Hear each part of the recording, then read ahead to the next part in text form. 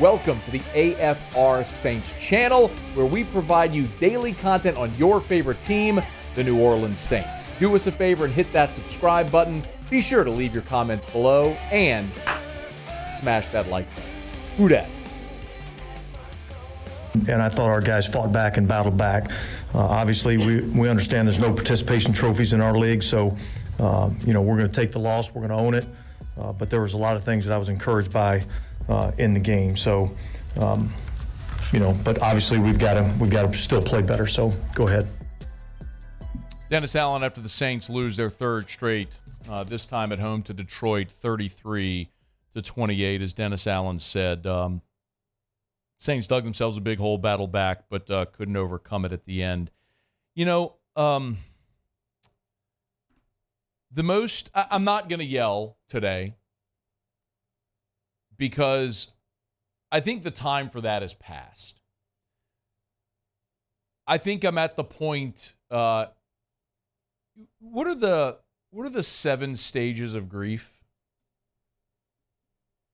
You know how you go here? It's like shock, denial, anger, bargaining, depression, testing, and then acceptance.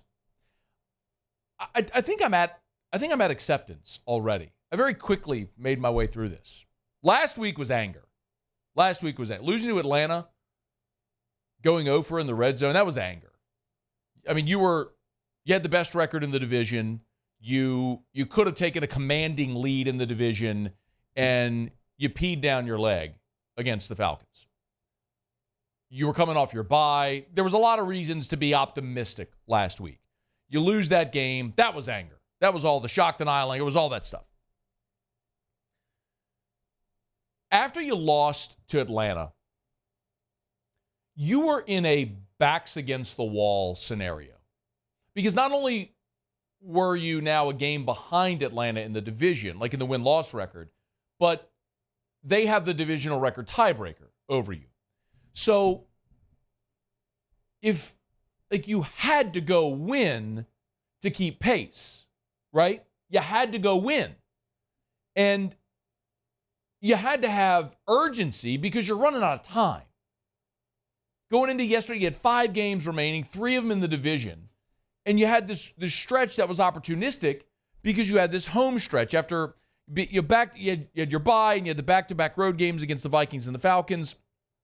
You hadn't been home since you beat the Bears 24-17, and you get 3 straight at home: Lions, Panthers, Giants, before you go Rams, Bucks to finish. So and then Falcons at home. But this was the stretch: 3 straight weeks at home, and after Detroit, it's winnable games against the Panthers and the Lions.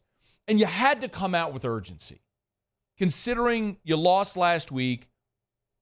You had to come out in this one feeling urgent and really with an opportunity, because if you win at home against Detroit, I mean, Atlanta was on the road against the Jets, and I know the Jets are what they are, but who's to say Atlanta's going to go beat anybody on the road? So you had a great opportunity. I know Atlanta ended up beating the Jets, but now with Atlanta's win and your loss and their lead over you in the tiebreaker, you're effectively 2 games back with 4 to go. It's not insurmountable, but it's also not likely that the Saints get it together. So you had to go into this game with urgency, understanding the situation at hand. And instead, the Lions get the ball to open the game, and they go right up your defense. I'll be PC. 7 plays, 80 yards, 3:45 off the clock. You offered no resistance whatsoever. They faced a 3rd and 7 on the drive, and they ran for 9 yards. 3rd and 7, and they ran for 9 yards to get the first down. The once great Saints defense, certainly the once great Saints rushing defense, continues to erode. A lot of reasons we could talk about. You lost Sheldon Rankins in free agency. You lost David Onyemata in free agency. A lot of the personnel we know, okay? But it's what it is. You allow 228 rush yards to Atlanta, and then Detroit goes right up your donkey. They're up 7-0. Not the start you want. But you get the ball. Detroit's defense has been bad of late. Detroit's defense over the last month has been averaging 28 points allowed. They've been bad. So get going. You're at home. You got the crowd. Go score. And instead, the first play of the game, the first offensive play for the game for the Saints sounded like this. First and 10 to the 25. Carr back to throw. Middle of the pocket. Plenty of time. Now rolls to his right. Still plenty of time. Picked off. Lions picked it off a tip pass. Brian Branch went right through the hands of Juwan Johnson into the hands of Brian Branch. One play, interception. 3 plays later, they're in the end zone up 14-0. You get the ball. You go 3 and out. You actually lose a yard on the possession. They get the ball back. 3 plays, 54 yards, a minute 19 off the clock. No resistance whatsoever. They're up 21-0 in 7 minutes.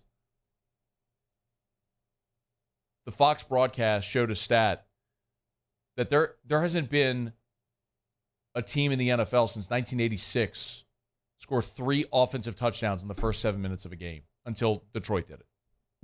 Y'all. A day where you're supposed to be motivated, inspired, like urgent. You come out and in a blink, you're down 21-0. And the interception was terrible. Juwan Johnson's got to catch that football. It was atrocious. And not a great ball by Derek Carr, but he also had A.T. Perry wide open. Might have scored on the play, incidentally. But that's what it is. And I know the argument, the counter is going to be, but Matt, after they got down 21, look at how they battled back. And they did. To their credit, the Saints did battle back. And they got within 24-21. And then you give up the field goal drive where you actually come up with a big stop. You come up with a big stop in the red zone to force a field goal, so it's still a one-score game. And you're thinking, because you scored back-to-back touchdowns to start the second half, you're like, all right, offense is rolling. They can't stop. You're within 6. Go score. And then James Hurst, pulling guard, forces a fumble on Derek Carr. And by the way, go back and watch the play. Horrendous effort by Derek Carr. He continued the motion like he was going to hand the ball off. Like, brother, you know you're not holding the ball. What are you doing? Go back and watch it. Ball out of his hand. He just continues like he's going through a fake. Like, you know you're not holding the ball. Who are you fooling? And then Jameson Williams goes and Supermans his way into the end zone, and the ball game was over for all intents and purposes. It's over. It's over. The Saints may win this weekend against Carolina. They may beat Atlanta. Who knows? They may beat the Giants, but it's over. Any lingering sentiment that the Saints might be able to salvage this season or rally together and get on the straight and narrow, figure some stuff out, it's done. When your team quits on the coach, it's over. And they've quit on Dennis Allen. They're all professionals. They're all getting paid. And they're all putting out tape and trying to keep contracts. So they're all going to go play hard.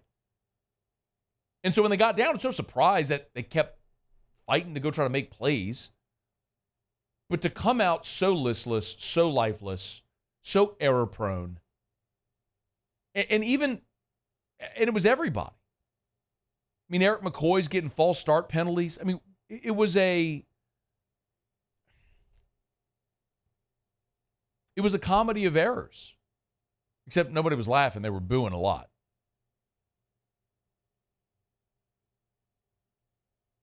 I think Mrs. Benson should have fired Dennis Allen today. Because there is a tenet that I believe to be true, which is some people say slow to hire, quick to fire. And I understand it. It means take your time, do your due diligence, make the right decision. But when you realize something is bad and not going well and not going to be fixable, you got to make the change. Because otherwise, you continue to exacerbate the problem. And that's where the Saints are right now. They're never going to get it right under Dennis Allen. That much is abundantly clear. I saw a stat today that at 5-7 right now, this is his best record as a head coach through 12 games. Let me say that again. At 5-7, this is Dennis Allen's best record as a head coach through 12 weeks, through 12 games. He's not going to get it right. They're not playing for him because they don't respect him. They may like him, and there's a difference. They may like Dennis Allen, but they don't respect him. It's the substitute teacher mentality. So I'm not going to sit here and suggest a drastic change without a solution. So here it is. This is my suggestion. Now, I don't believe Mrs. Benson's going to do this. It's pretty clear. I mean, she's got Dennis Lausch and Mickey Loomis in the succession plans for the New Orleans Saints. Only she's firing Loomis. And I don't think they're ready to move on from Dennis Allen. When you look in the win-loss column, you're a game out of first place in the win-loss column with 4 to go. So I don't think they're going to do this. But this would be a great time to fire Dennis Allen, promote an assistant on staff that the players actually respect. And I don't know who that is because I'm not in that locker room every day, but internally they know who it is. They know who the assistant is on staff that they respect. You've got a former NFL head coach on your staff. You got Doug Marrone as a former NFL head coach on your staff. So you've got experience there. You could promote Curry. I mean, there's a lot of options that you could have here. Fire Dennis Allen. Promote an assistant that the team respects. I think about like Rich Bisaccia. You remember that a few years ago? It wasn't a common name. Nobody, I mean, outside of NFL circles, fans didn't know that name. But the Raiders locker room respected the hell out of that man. They played hard for him. He probably should have gotten the job. Who is that guy in New Orleans? I don't know who it is. But whoever that is on staff that the team respects, promote him. Bench Derek Carr for the remainder of the season. He's injured as it is. You play Jameis Winston. And you let the cards fall where they may. You go into this draft. You draft your quarterback, whoever is going to be your future, and you start this process of rebuilding. Because at this point, it is clear to everyone, except maybe the people who are making these decisions, that it's over. It is over. It's not going to get better. And the quicker you're willing to acknowledge that and move on, the quicker you can start to move toward a better tomorrow. But as long as Dennis Allen's in place, as long as Derek Carr is the Saints quarterback, this is what you're going to get.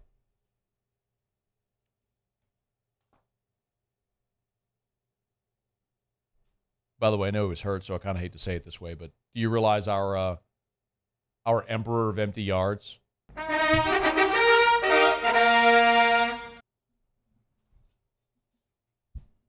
was 17 of 22 for 226?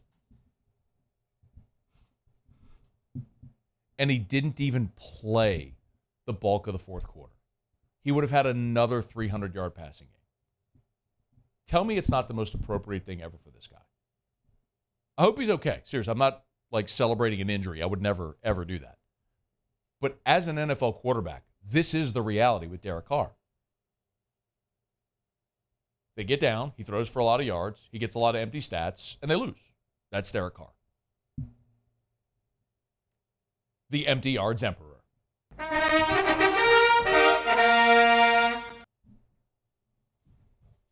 least Taylor's standing. How about that? Took Paul a while to stand. I heard you reprimand him the other day for not doing it, so I was like, I got to stand. Their respect must be shown to royalty. I mean, I get it. All right, it's after further review. Hey, thanks so much for watching. Please leave your comments. I love to interact. And be sure to hit the red subscribe button below.